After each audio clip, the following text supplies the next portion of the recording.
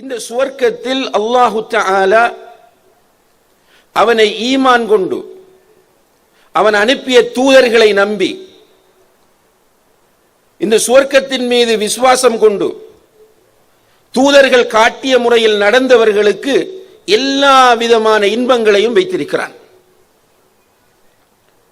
எவ்வாறான இன்பங்கள் என்றால், நபிகள் நாயகம் ஸல்லல்லாஹு அலைஹி வஸல்லம் அவர்கள் சொல்லுகிறார்கள், ஃபீஹா மா லா ஐனுன் ரஅத்,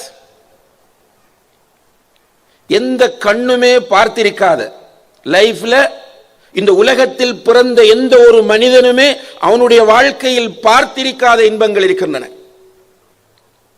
வலா உதுனுன் சமிஅத், இந்த உலகத்தில் பிறந்த எந்த மனிதனுமே கேட்டிருக்காத இன்பங்கள் இருக்கின்றன. வலா ஹதர அலா கல்பி பஷர், எந்த ஒரு மனிதனுடைய உள்ளத்திலும் தோன்றாத இன்பங்கள் எல்லாம் அந்த சுவர்க்கத்தில் நிறைந்து போயிருக்கின்றன என்று நபிகள் நாயகம் ஸல்லல்லாஹு அலைஹி வஸல்லம் அவர்கள் சொல்கிறார்கள். இன்பம் தான் அங்கே.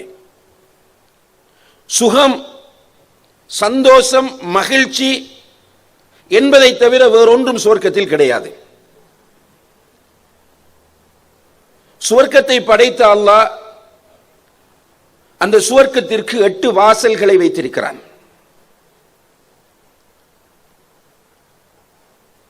8 வாசலும் மூடப்பட்டிருக்கும். மலக்குகள் அதற்கு சுவர்க்கத்திற்கு பொறுப்பாக அல்லாஹு தஆலா ரிதுவான் அலைஹிஸ்ஸலாம் என்கிற மலக்கை நியமித்திருக்கிறார். அந்த மலக்கு எல்லா வாசல்களையும் மூடி பாதுகாப்பாக வைத்துக் கொள்ளுவார். யாருக்குமே திறக்க மாட்டார். நபிகள் நாயகம் ஸல்லல்லாஹு அலைஹி வஸல்லம் அவர்கள் போய் சுவர்க்கத்தின் வாசலில் நின்று அழைப்பு விடுக்கும் போது சுவர்க்கத்திற்கு பொறுப்பான மலக்கு கேட்பார், யார் வந்திருக்கிறீர்கள் என்று. அப்போது ரசூல் ஸல்லல்லாஹு அலைஹி வஸல்லம் அவர்கள், நான் தான் முஹம்மது வந்திருக்கிறேன் என்று சொல்லும் போது அவர் சொல்லுவார், அல்லாஹு தஆலா உங்களை தவிர வேறு யாருக்கும் முதலில் திறக்க வேண்டாம் என்று சொல்லி இருக்கிறான். உங்களுக்காக மாத்திரம்தான் முதலிலே திறக்க வேண்டும் என்று அல்லாஹ் எனக்கு உத்தரவிட்டிருக்கிறான் என்று சொல்லி சுவர்க்கத்தின் வாசலை திறந்து விடுவார்கள். ரசூலுல்லாஹி அலைஹி வஸல்லம் அவர்கள் ஆகிருல் அம்பியா வ அவ்வலு மன் யதுகுலுல் ஜன்னah, இறுதி தூதர், முதலில் சுவர்க்கம் நுழையக்கூடியவர்கள். சுவர்க்கத்திற்கு பல பெயர்கள் இருக்கின்றன. பொதுவாக சுவர்க்கத்தை நாம் அல் ஜன்னா என்று சொல்லுவோம். ஜன்னா என்பதற்கு நேரடியான அர்த்தம் தோப்பு, பூங்கா என்ற அர்த்தங்கள் இருக்கின்றன. உண்மையிலே சுவர்க்கத்தை பார்க்கும்போது குர்ஆனும் ஹதீஸும் சொல்லக்கூடிய அந்த அடிப்படையில் சுவர்க்கத்தை நாம் பார்க்கும்போது சுவர்க்கம் நிறைய மரங்கள், மரங்களும் அற்புதமான மரங்கள், மனிதனுக்கு பழம் தரக்கூடிய எல்லா மரங்களும் அந்த சுவர்க்கத்திலே இருக்கின்றது. அது மட்டுமல்ல, சில மரங்கள் இருக்கும், அந்த மரங்கள் கிளைகளை விரித்து நிற்கும்.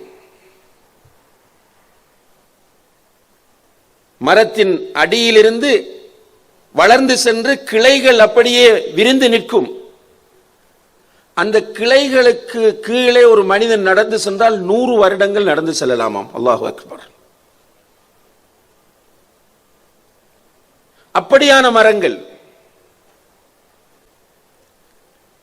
சுவர்க்கத்தில் இருக்கிற எல்லா மரங்களுடைய அடிப்பகுதியை பார்த்தால் தங்கமாக இருக்கும். அல்லாஹு அக்பர். சுவர்க்கத்தில் இருக்கிற எல்லா மரங்களினுடைய அடிப்பகுதிகள் தங்கமாக இருக்கும் என்று நபிகள் நாயகம் ஸல்லல்லாஹு அலைஹி வஸல்லம் அவர்கள் சொல்கிறார்கள். இப்படியான மரங்களும் பழம் தரக்கூடிய மரங்களும் நிறைந்த இடமாக அது இருக்கும். அந்த மரங்களுக்கு இடையிலே கண்ணியத்திற்குரிய சகோதர சகோதரிகளே, நிறைய ஆறுகள் ஓடிக்கொண்டிருக்கும்.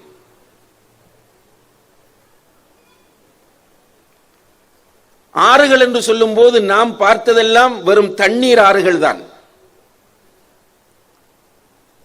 இந்த ஆறுகளும் கலங்கல் நீரோடு சில நேரம் வரும், ரசிக்க முடியாமல் சில நேரம் இருக்கும்.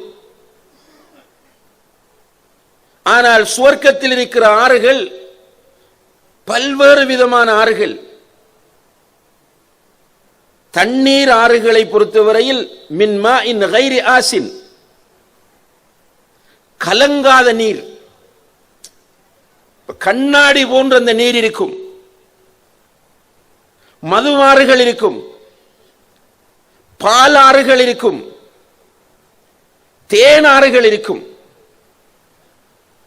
இப்படியான பல ஆறுகள் அந்த மரங்களுக்கு மத்தியிலே ஓடுகின்றன. கொஞ்சம் அப்படியே உங்களை இந்த சுவர்க்கத்தை நோக்கி அழைத்து வாருங்கள்.